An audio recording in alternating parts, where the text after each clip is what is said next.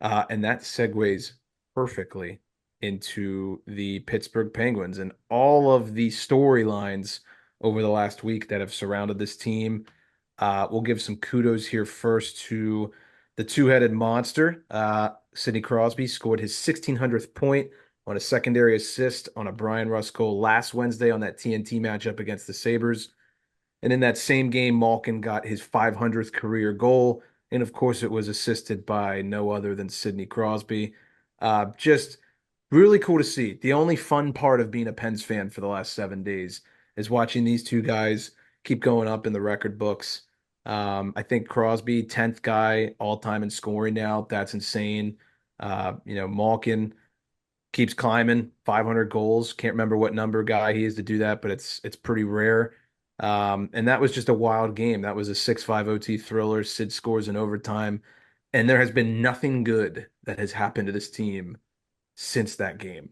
I want to ask you guys just initial reactions on milestones, and then we can bash the Penguins together. So milestones were great. Obviously, we know Sid breaking into the top 10 now all time in scoring. I think it's just a question of how high up the ladder does he go and how much longer does he keep playing. Gino, I do dislike him as a player because I think he's incredibly inconsistent and he plays for the Penguins, but I do have to give him credit. He's absolutely one of the best to ever do it. I mean, his 2009 Stanley Cup playoffs alone can probably go down as one of the best single player performances we've ever seen in the Stanley Cup playoffs. Obviously gets the Conn Smythe that year and gets rewarded for it. Mac texted us in our group chat over the weekend, or maybe it was last week, and said that that goaltending performance by Ivan Fedotov was one of the worst goaltending performances he's ever seen.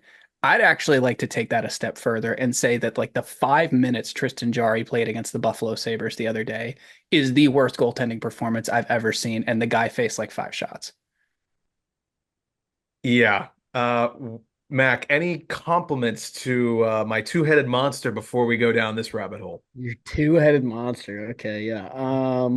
Yeah, I mean, good job. Did you want a cookie or By Brownie. two-headed monster, he means Zach and Wheezy from Dragon Tales. hell yeah. That's the only two-headed monster I'm recognizing in this household, which is a hotel room. But yeah, no, I mean, unironically, yeah, it's sick. Who doesn't love some good milestones? I can appreciate that as a puck knower, as a hockey fan, but you know, nice job, good Be work, and really interesting to take a black light to Canadian hockey dads bed sheets the night after Crosby cracked the top 10 oh on yeah, there we go. on the That all-time that scoring list. that's true. That's true. That would be a sight to see. So yes, as Nick alluded to, that was a 6-5 finish.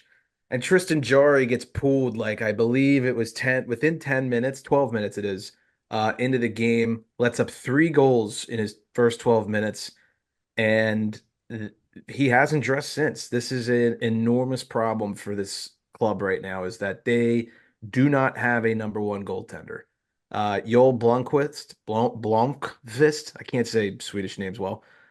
He's come in. He's actually looked pretty respectable. He hasn't, stolen a game yet per se. Well, he did against Detroit, but I he thought he looks looked fine. really good when he came in relief of Jari.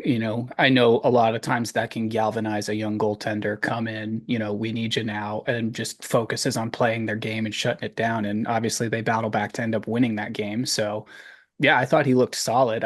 How old is he? He's young. I think he's 22, 23. He was drafted in 2020. Okay. Um, and he did play well in that game against the Buffalo Sabres. And since then, I think he started against the Hurricanes. We got pumped. And then they put, I think it was Nedeljkovic in for Winnipeg. We got pumped.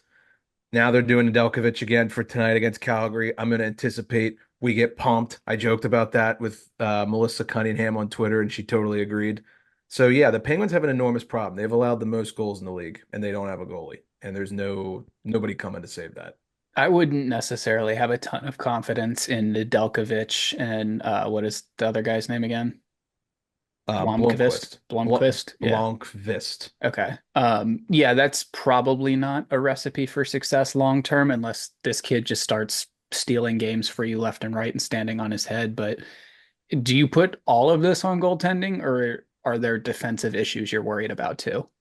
So Jari is definitely the easy scapegoat, and rightfully so. In his last 17 games, he has an 867 save percentage, and the Penguins have only won 6 of those 17 contests. So there's a trend there, right?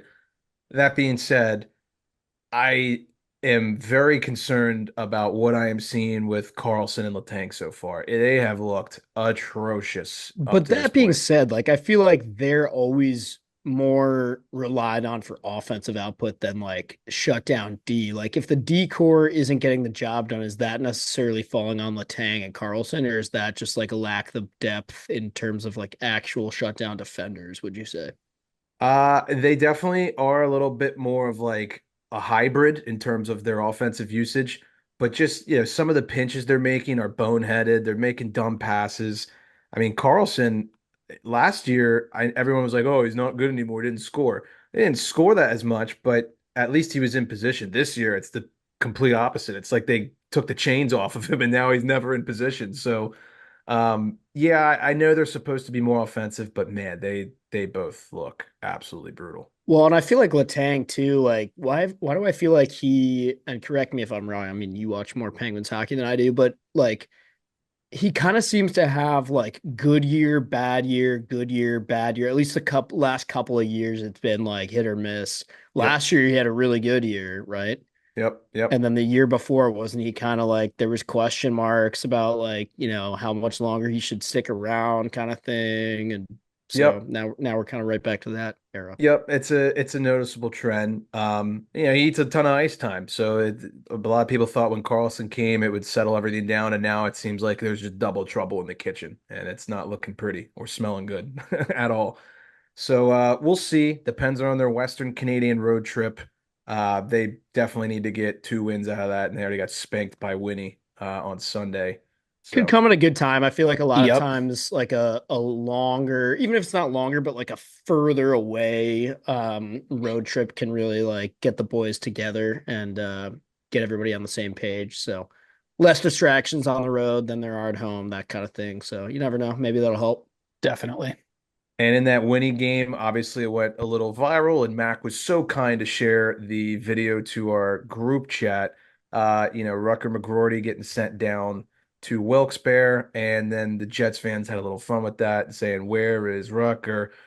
Thought it was funny. I think the kid's gonna be fine. Don't hit the panic button, but it's a nice little troll job. So kudos. No, anyone that's hitting the panic button here, I would say it's a little bit premature. This is a kid that's coming out of college and you're just throwing him into the NHL. And you're throwing him, let's be real, onto the Penguins. That's a team with a lot of great players. And, there's some issues in that team too. So they're still figuring their lineup out. If they don't know where he fits best and just want to get him comfortable, why not send him to Wilkes-Barre Scranton?